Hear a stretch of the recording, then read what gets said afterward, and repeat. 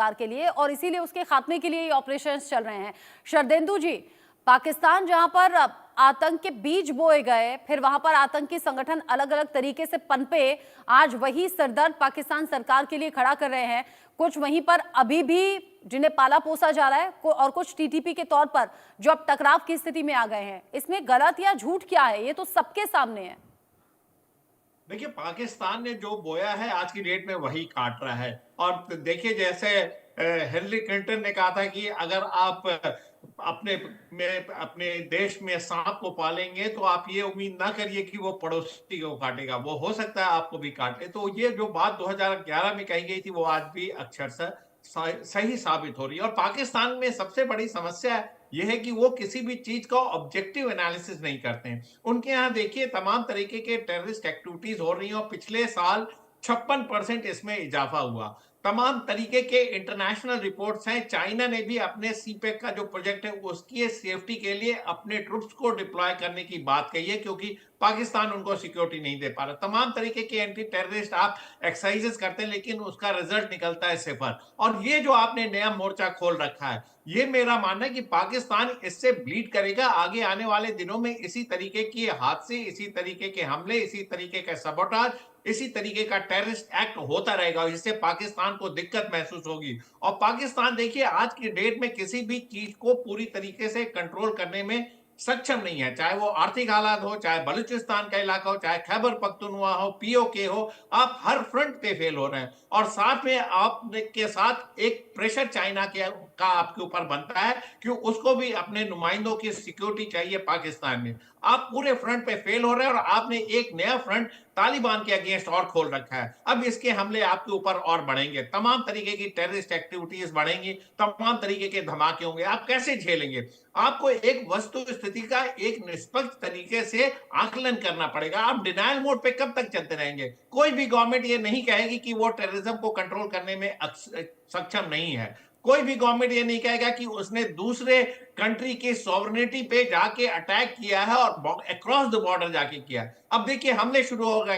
Afghanistan as it is आपकी Durand line को मानता नहीं। आपकी जो सेना है वो उसकी क्रेडिबिलिटी क्वेश्चन मार्क पे है। आपके कोर कमांडर के घर के अंदर लोग घुस जाते हैं और तमाम तरीके के केसेस होते हैं, आप उसको कंट्रोल नहीं कर पा रहे हैं। एक टीटीपी को तो आप कंट्रोल नहीं कर पा रहे हैं, आप कैसे तालिबान को कंट्रोल करेंगे? अगर आज की डेट में खुल के तालिबान आपके अगेंस्ट एक्शन लेता है तो आप सारे फ्रंट पे घिरते हुए नजर आ रहे हैं। एक तरफ हाँ। बलूचिस्तान का इलाका, दूसरे तरफ खैबर पख्तूनख्वा, एक आपके तालिबान, एक आपका एलाय था, एक आपका मित्र था। आपने तालिबान को वहां बैठाया, सत्ता में लाए और आप आज की डेट में उसी के ऊपर स्ट्राइक कर रहे हैं। तो ये किसी भी तरीके से कोई भी सॉवरेन गवर्नमेंट को ये एक्सेप्टेबल नहीं है। और तालिबान की गवर्नमेंट जो आज की डेट में विश्व में अपने आप को स्थापित कर रही है, तमाम देशों से डिप्लोमेटिक रिलेशन स्टैब्लिश करने की कोशिश में है, आपने उसकी साख को बट्टा लगाया। आप कहते हैं कि ये इलाका उनके कंट्रोल में नहीं है। ये कैसे कोई गवर्नमेंट मान लेगा कि ये इलाका उनके कंट्रोल में नहीं है?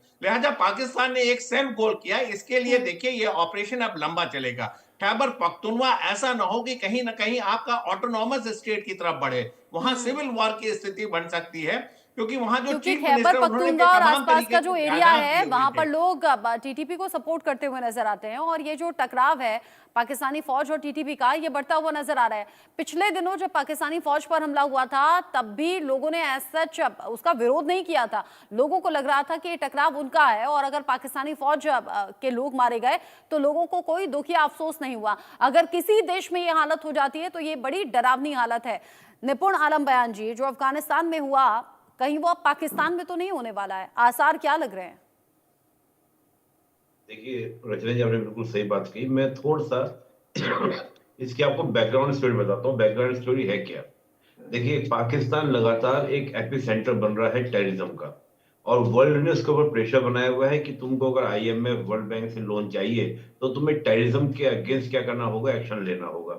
इधर चीन भी लगातार क्या दबाव बना रहा है कि सीपैक को लेकर जिस प्रकार से हो रहा है घटनाक्रम ग्वादर वगैरह के आसपास, बीएलए जिस प्रकार से अटैक कर रही है, तुम उनके अगेंस्ट क्या करो, कार्रवाई करो, एक्शन करो। किस तरह का दबाव पाकिस्तान के ऊपर है। पाकिस्तान पहले क्या करता था, क्या था कि भारत की ओर से हो रहा है, भारत की ओर से हो रहा है। आज ये पाकिस्तान समझ चुका है कि भारत को कहना बड़ा मुश्किल है, भारत की ताकत को देखकर। और दूसरा, हाल के दिनों में चाहे वो अमेरिका हो चाहे चीन हो, दोनों के साथ हमारे संबंध बेहतर हुए हैं। तो एक बलि का बकरा बनाने का प्रयास किया गया, किसको? अफगानिस्तान को, कि अफगानिस्तान पे जाके हम अटैक करेंगे और हम बोलेंगे देखो हम तो क्या करें, टेररिज्म पे कार्रवाई कर रहे हैं, टेररिज्म पे एक्शन ले रहे हैं, हम बहुत अच्छे कंट्री है, हमारे यहाँ टेररिज्म नहीं है। टेररिज्म का जो सेंटर है वो कौन है? अफगानिस्तान है। तो अफगानिस्तान को बलि का बकरा बनाने का प्रयास किया। लेकिन पाकिस्तान ये बात भूल जा रहा है कि पाकिस्तान भी अपनी सोवरेनिटी जो है वो प्रिजर्व करने में सक्षम नहीं है। पाकिस्तान की हालत आज क्या है? जब चाहे अमेरिका घुस जाता है, ओसामा बिन लादेन को उठा के ले आता है, हम सर्जिकल स्ट्राइक कर देते हैं। आज अफगानिस्तान ने कर दिया। पाकिस्तान आज इस प्रकार से फंस चुका है कि चारों ओर से एक तबला होता है, तबला जो चाहे बजा के चला जाए। तो ये पाकिस्तान ने जो किया, ये अपनी ही गलतियों से किया, अपने ही कर्म है। और कहा जाता है कि जो दूसरों के लिए गड्ढा खोदता है तो वो खुद अपने लिए खोद लेता है गड्ढा। वो पाकिस्तान ने करके दिखाया। आज जिस तरीके पाकिस्तान से पाकिस्तान ने गड्ढा खोदा और अब उसी गड्ढे में गिरने के बाद में निकलने की कोशिश कर रहा है, ये मशक्कत कर रहा है, लेकिन ये मशक्कत भारी पड़ने वाली है पाकिस्तान पर। अलग अलग हिस्सों में पाकिस्तान सरकार के खिलाफ, पाकिस्तानी फौज के खिलाफ जो नाराजगी, जो विद्रोह है, वो बड़ा सिरदर्द साबित होने वाली है आने वाले वक्त में। आप रहिए मेरे साथ।